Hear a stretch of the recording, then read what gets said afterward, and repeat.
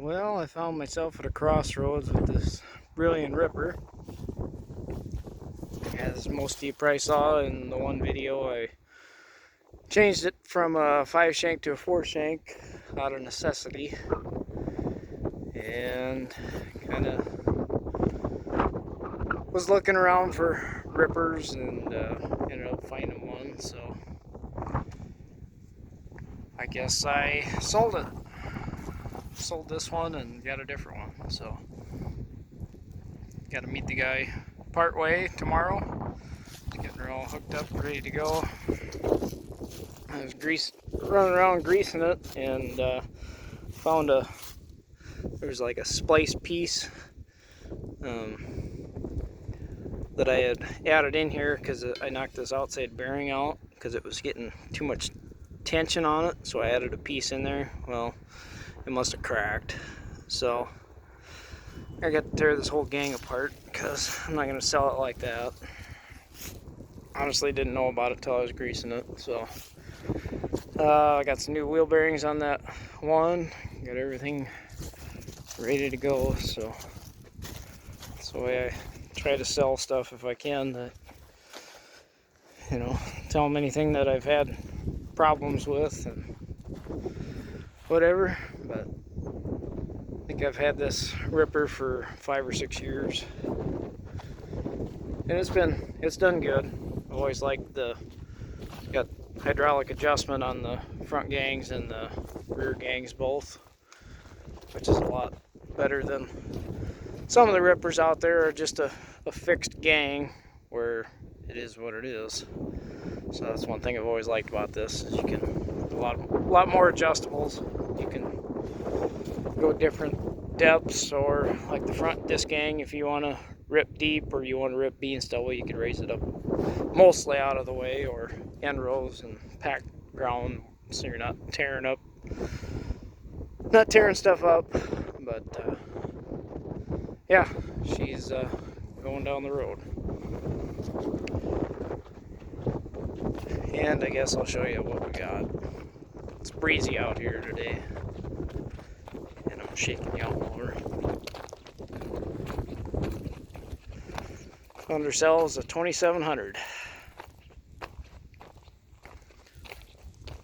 It's just a 5 shank. This one has two disc gangs in the front, and what I like about this is it's the same way. You can it's hydraulic adjust on the front and the rear. The only thing I don't like about it is that leveler. I don't know. I might try to do something different with that, but biggest reason I went with this. There's quite a few of these around this area, so there's a lot of parts available, which is one negative with that ripper. Is there used to be a few of those around, but mine in the immediate area, that's the only one that's around here. So anything that you break, pretty much they have to order, so that gets aggravating. And the dealership that I used to get parts from, that they used to carry stuff, was an old AGCO dealer, and the AGCO pulled out on them, so they closed up shop a couple years ago.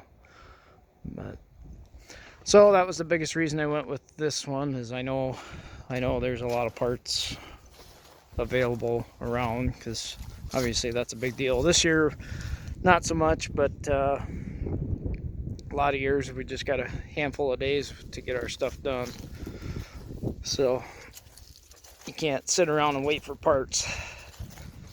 So that's what we got. These rear discs are I think they're getting wore down. And one nice thing with this, each disc has its own bearing and everything. There's no disc gangs to tear apart. So if you break a blade or something, it's just one you got to tear apart.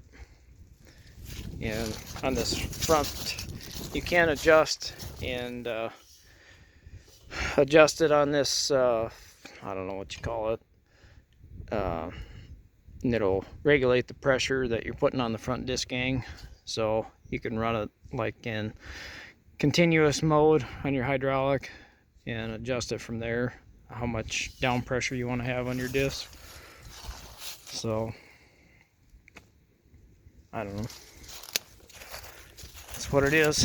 Whoever had it got a little hard on the decals with a power washer. So yeah, I'm too fussy. I ordered new decals, so laugh at me all you want. That one's screwed up too. So, but main part, the mechanical stuff on it is pretty good, as far as I know. I've ran it. I didn't take any video of running it. I've mainly been at night, been in the hog barns a lot, so just been running it at night a little bit. So haven't made any video of it running, but whatever. It's a ripper. You've all seen rippers run probably. So I got a little bit more I might do, so I might take a short clip or something and throw it in with this, or maybe I'll put this up separate. I don't know. But, so yeah, these do have a shear bolt on these shanks. This shear bolt's supposed to break, but that is a heavy duty spring. And one nice thing about this is there's one grease circle on every wheel, which obviously those you don't have to grease that much. And there's one grease circle on every shank up in this bushing. So everything else is steel bearings or nylon bushings on the other stuff. So, or just a pin.